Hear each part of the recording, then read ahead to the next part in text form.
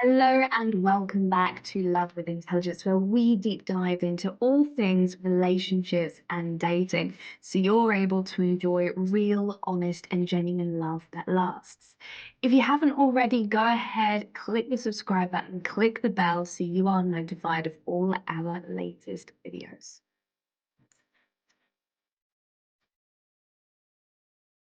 Today, we're going to be diving into the do's and don'ts of dating. So, whether you're new to dating and getting ready to put your toe back into the water, or whether you have been dating for a while, we're going to give you some dating tips, some golden rules to follow so you're able to get the most out of your experience, especially if you are looking to actually meet someone that you can build a long lasting relationship with.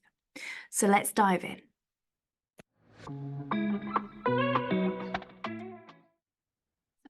First things first, patterns.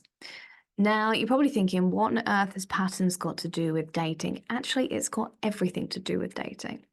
Take that time to actually identify past relationship patterns. What are the type of dynamics that you have experienced in the past that you've noticed again and again and again? Because the truth is, if you don't recognize your patterns and also where they come from, this can cause you to go into another relationship that's exactly the same, even if it starts out absolutely fantastic and wonderful. So it's really important to be able to identify what patterns are showing up for you. Have you been cheated on? Have you been betrayed? Have you had partners of low levels of emotional intelligence? Have you been abused, like physically or emotionally? These patterns are there for a reason. This is something that I work very deeply with my clients to be able to uncover so they become aware of those patterns so they can avoid them in the future. But it's really important to identify that pattern so you're able to become more aware of the choices that you are making when it comes to dating.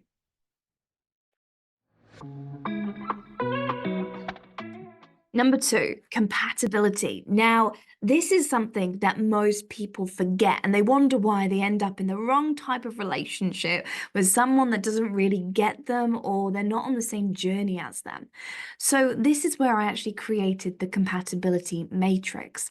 Now, if you want to avoid entering the wrong type of relationship with someone who's not right for you, then I suggest to go ahead and download this now because you want to avoid wasting your time with someone that you can't build a future with.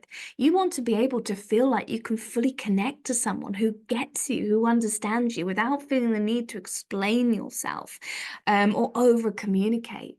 You want to be able to feel that level of intimacy with that person and also trust. Trust is huge because trust isn't just about trusting yourself and trusting your partner. It's being able to understand their personality and who they are and to feel comfortable with that and trust them to be that person. Most people end up trusting someone who's not aligned with them and they wonder why that person's making decisions in a way that suits that person versus in the way that they suits themselves. So this is crucially important because you don't want to build a relationship with someone and then 5, 10 years, 15 years down the line suddenly go, oh, actually, this person's not right for me. This person's not aligned for me. And then going through divorce and all these different things. So it's really important to get this right in the beginning.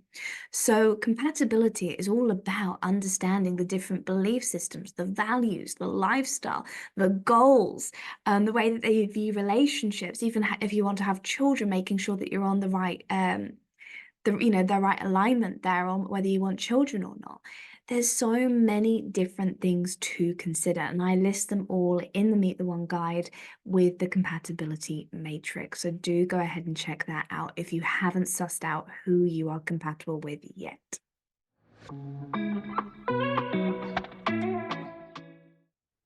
Third one is independence. Feel comfortable with yourself, with your life, and everything that you are currently creating whilst you're single. So often, I see people enter relationships and they end up in a codependent dynamic, and then they don't know who they are, and they end up resenting each other, and they just don't grow. They end up being really, really stagnant.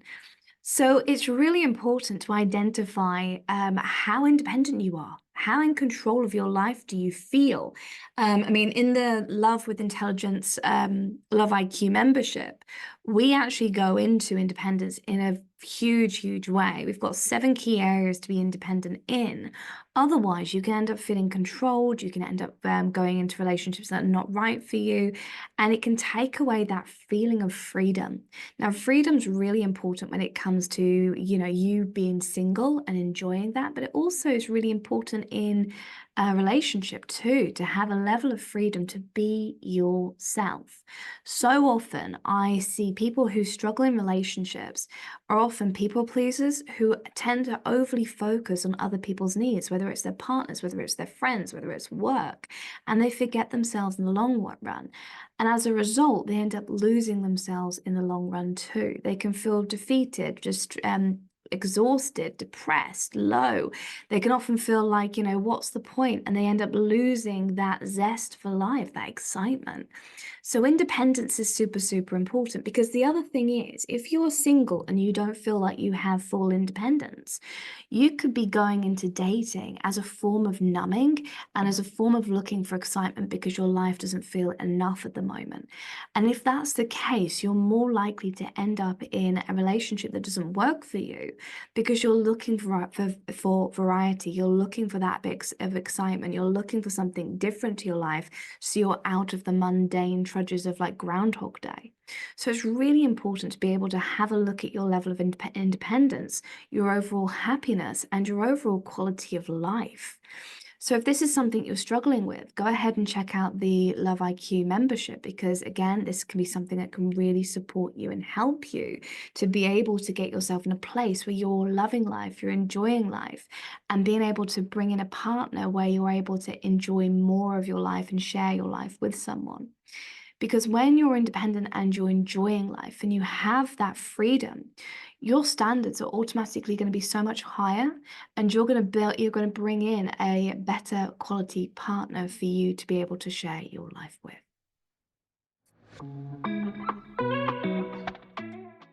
So let's talk a little bit about online dating, because there's so many mixed, messages about online dating.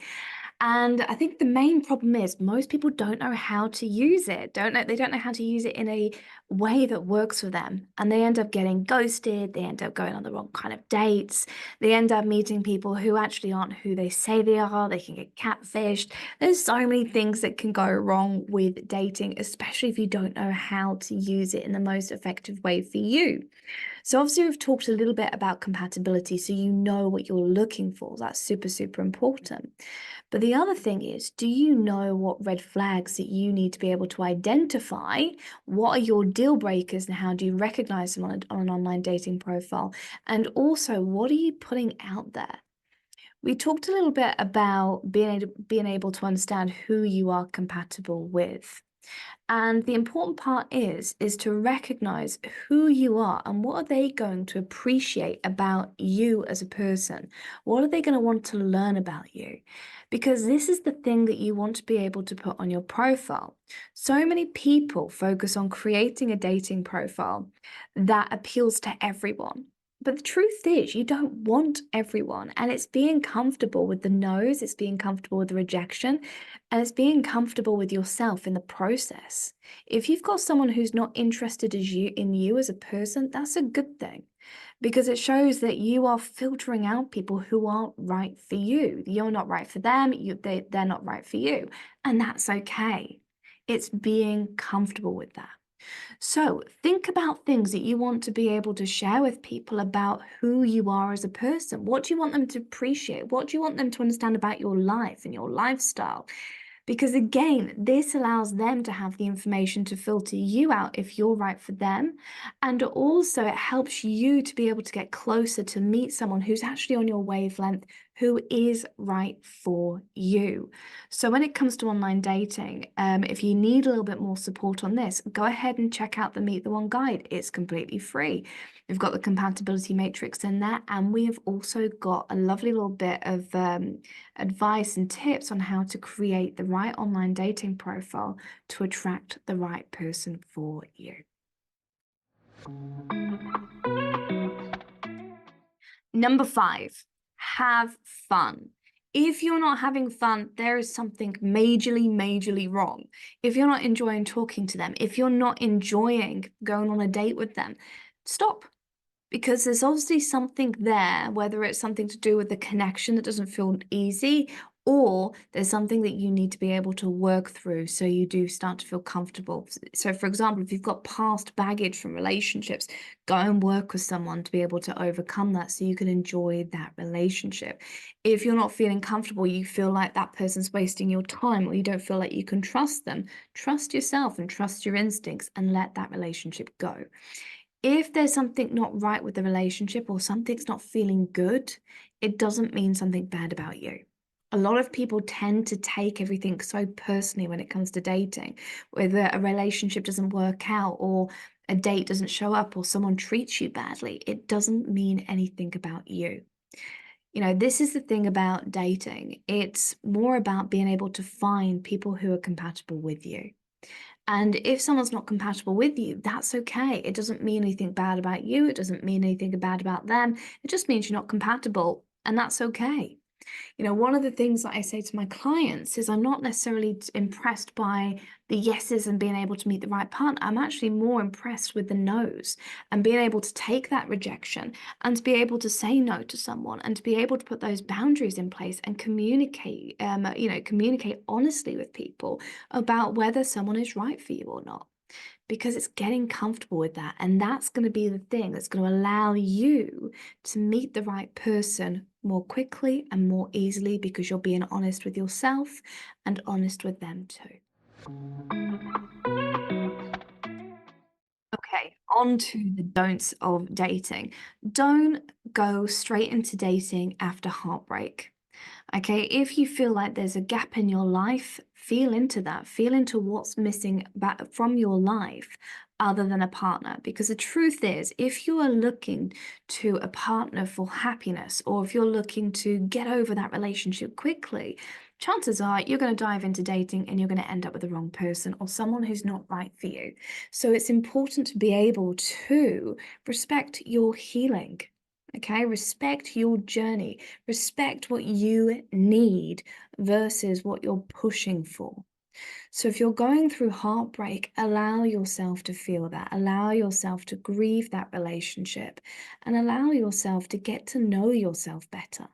Because if you're feeling that gap in your life, it's not because that person's left. It's probably because you've abandoned some poor part of you that's really important. Okay, whether it's going back into your hobbies, whether that's really feeling into whether you're in the right career for you, whether it's reconnecting with friends that you haven't seen for a while, take that time because it's so important to be able to build your life back up to what you want it to be and then go out and date. And you will see such a huge difference in the types of people that you're attracting and also the types of connections that you end up creating. Next is don't control. Okay, so many times I see people going into dating, and it's almost like they're trying to teach people how to treat them. And the thing is, the way someone treats you is not about you. This is about what this person thinks is acceptable and in the way that they treat everyone. So if you're having to teach someone how to be a better human, they're probably not the human for you. Okay? So the moment you try to control or change that person, you need to let them go. Okay, so this can be things like if that person doesn't text you back for days and days and days, well, that's quite disrespectful, and they're not showing any care or any respect towards you. Is that the type of person that you want in your life that thinks that that's okay? If you have someone who isn't talking about the future or their intentions with you, don't feel the need to control and drag that out of them, because if they're not sharing that and they're not sharing their intentions and they're not sharing that you're important to them, you need to let that go, because again, that is communicating so much to you and it's paying attention to that. The moment you try to step in and control and rescue that relationship, whether it's days old or 10 years old, it doesn't matter. It's not right for you. So let go of that control and allow yourself to meet someone who's going to constantly show you that you are important to them and they value the relationship that they have with you. Don't play games. I have seen so many cringy rules throughout my time, whether it's don't sleep with someone on the first date, don't text them back straight away, say these 10 things to make them fall in love with you, and all these scripts. It is cringy, it is so bad. Please just don't do it. If you feel the need to play games, how do you if you think about playing games, it's being inauthentic. So how do you expect to create an authentic connection if you're not being authentic and the real version of you? So let go of the games, let go of the rules, do what feels right to you because your gut, your emotions, your instinct is there for a reason. Okay, it's going to allow you to know whether you're in a good relationship or you have a good connection or whether you just don't. And if you don't, the truth is, whether you sleep with them on the first night or the 10th night, they're still going to be the same person. And whether you message them back an hour later or 2 hours later or whatever, again, it's not going to change who that person is or how they treat you. So allow yourself to be you. Allow yourself to trust your emotions, trust your gut, trust your instinct to be able to know whether you're in the right relationship or not. And I'm going to use an example here. I want you to think about the friendships that you have and how easy they are, how wonderful they are. And think about how different they would be if you had to play silly games like not message them back and say this script and do this and do that. You would lose the authenticity and also the joy of that genuine connection that can't be replicated, that can't be yeah, controlled or cultivated. It just is. It's natural. And that's what relationships are. True healthy relationship is something that's easy, it's something that's natural, and it's something that you both get to enjoy together. It's not something that you go, oh, you do this, you say this, and you do this. It doesn't work like that. So let go of the rubbish games because they don't work. Don't excuse bad behavior. The amount of times where I've seen people go on dates and they go, oh, well, maybe I'll go on another date. Maybe they were just having an off day or something wasn't quite right. And maybe they were just, they were nervous or something like that. So many empaths or people who are very highly emotionally intelligent tend to excuse bad behavior and they just let it go. No, okay? I'm saying that if someone feels that they've done something wrong, they will step up and they'll be accountable to it and they will say how to put it right, etc. If someone's done something wrong and they've not said, oh, I'm so sorry, and I'm going to change this, XYZ, don't excuse them mentally in your mind. Accept them for who they are. Okay, that's super, super important. So if someone shows up badly, don't accept the bad behavior. Ask yourself, is this something that you can accept in the future in a relationship where you're going to be with them for a long, long time? If the answer is no, let them go. Don't do what I call Russian roulette dating, where you run in, you don't have a plan, you don't have an understanding of who you're compatible with, and you just rush in going, hey, who likes me? Let's go on a date. Don't do that because you never know what you are going to end up with. Be clear on what you want. At the end of the day, you are meeting, you're wanting to meet your life partner. You're wanting to meet someone who you can invest your future in. This is super important when it comes to, a lifelong partner. You don't want to do a Russian roulette approach. You want to really feel into who is going to be right for you. Not, oh, I've got nothing to do on Friday night, might as well go on a date with that guy who's been constantly asking me. I'm not really interested, but I'll go anyway because it'll save me being bored watching Netflix.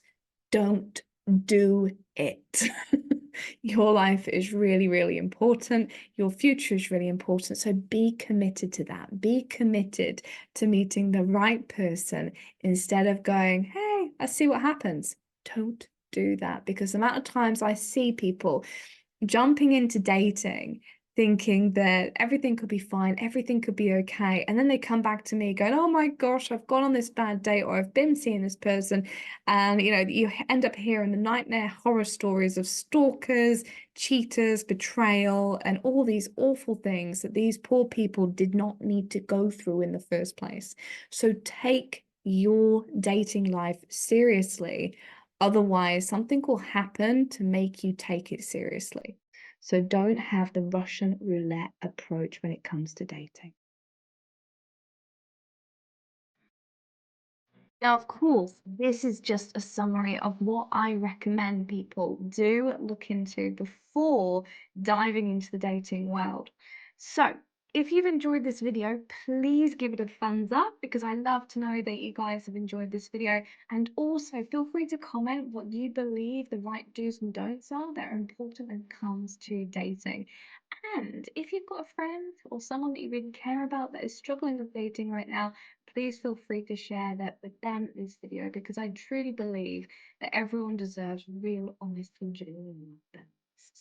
So, I'll see you in the next video. Take care and bye for now.